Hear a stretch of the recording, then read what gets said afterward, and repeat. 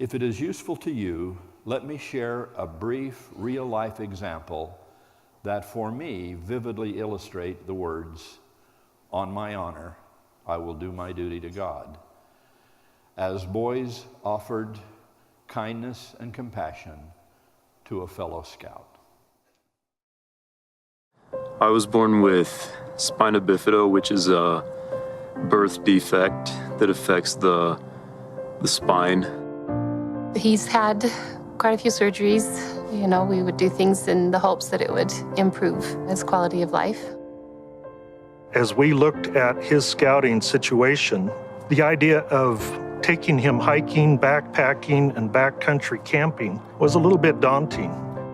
I really wanted to participate in the hikes and the camping, and I knew it was going to be very hard because it can be hard to walk.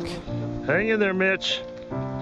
We issued a challenge to the young men. I challenged them to come up with a way that we could take Mitch with us, that he could do whatever we did. Our bishop had brought up the concern of how we were going to get Mitch to be able to come on these trips with us, and whether that was carrying him or any other way. We just wanted to make sure Mitch was with us. Jonathan and his dad Curtis got together, and one thing led to another, and the Mitchmobile was born, and it was wonderful. We went over to the Fenimore's house, and we actually spoke with Mitch's mom about it. And I just remember the joy that came over her knowing that we were able to include her son. Smile, Mitch. When I first found out about the Mitchmobile, I was very overwhelmed with gratitude, and that they were willing to do everything they could to help me participate. From day one, before this ever happened, he was worried about being a burden. But as it progressed, I think he saw the blessings that it was to the others, and I think he was actually surprised by how much everybody wanted to help. I learned to accept it, and I wouldn't have it any other way, because it truly did bring us together, and I'm grateful for their willingness to bring me and to serve me constantly. I think he wishes that he could have been the one to carry somebody else in the Mitchmobile. But he learned a very valuable lesson as to what it means to allow other people to serve us. And if we don't allow that to happen to us, then how can others experience that wonderful blessing and opportunity? Well, I think that was the goal from the beginning, was to teach them that duty to God had to translate into real actions, the daily things that we did. Our duty to God is a change of heart. It's a lifelong experience. It's becoming more like our Savior. So as we looked at this challenge, we realized that we needed our young men involved, that we needed them to see the vision of what we could accomplish. And when you do that, the whole program is lifted. Every young man is lifted. To know the love that those boys have for Mitch, to continue to include him and keep him involved, was one of the most Christ-like things I've ever seen in my life.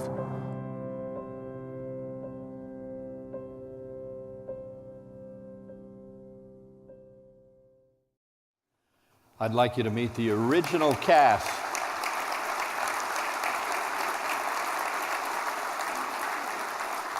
I'd like you to meet the original cast of the Mitchmobile production.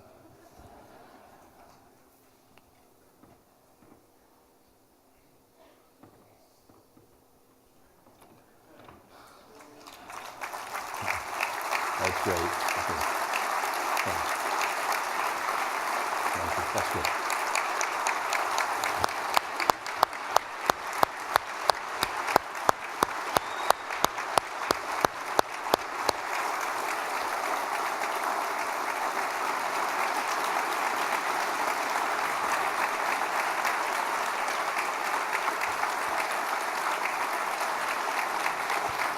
Thank you. This is Mitch Fenimore, and don't get any big ideas. He's already patented this thing, so All the entrepreneurs can restrain themselves out there.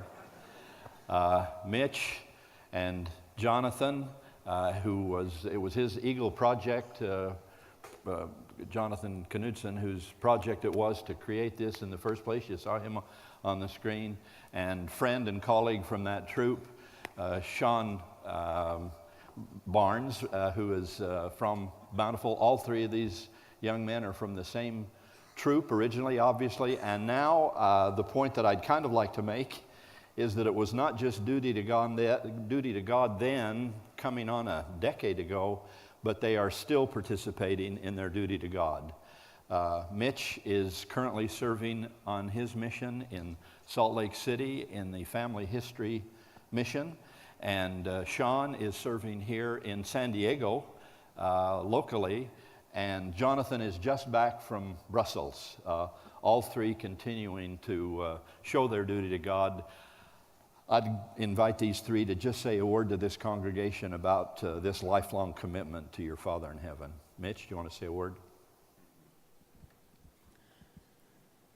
So, I would say that the duty to God is not just a booklet or a thing that you fill out. Though I've completed that, I'm still doing my duty to God, and my mission right now is right now my duty to God. Thanks, Mitch. Jonathan?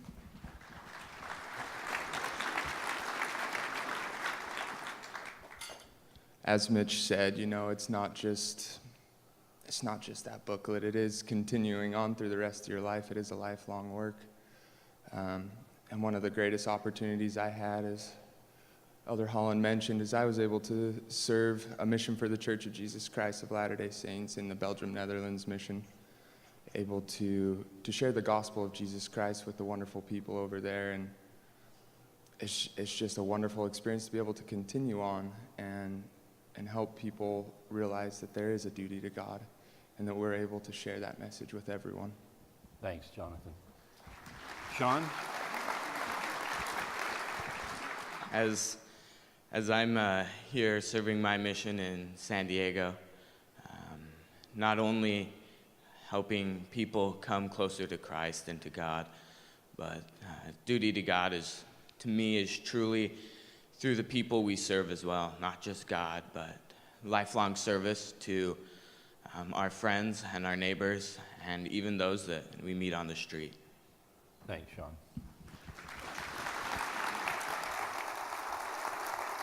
Thank you. Proud of you. Thank you. Thanks, Mitch. Proud of you. Thanks, Jonathan. We'll excuse the team.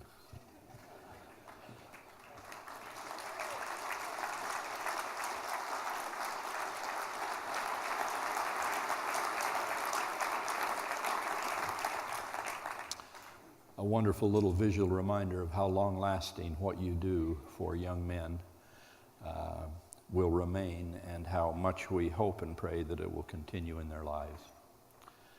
Well, duty to God is not a project.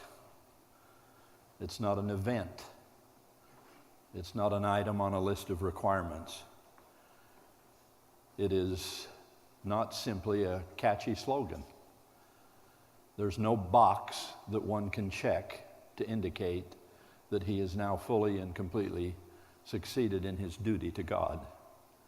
In short, it is not just something we do, it is who we are. Or perhaps more accurately stated, it is who we are becoming. It's the core of our very identity. It defines us and affects every part of our lives, or should do so. Throughout life, we will all fill many different roles and hold many different titles. As you saw on the screen, in my life, I've done everything from deliver daily newspapers to selling skis in a sporting goods store to being a university president.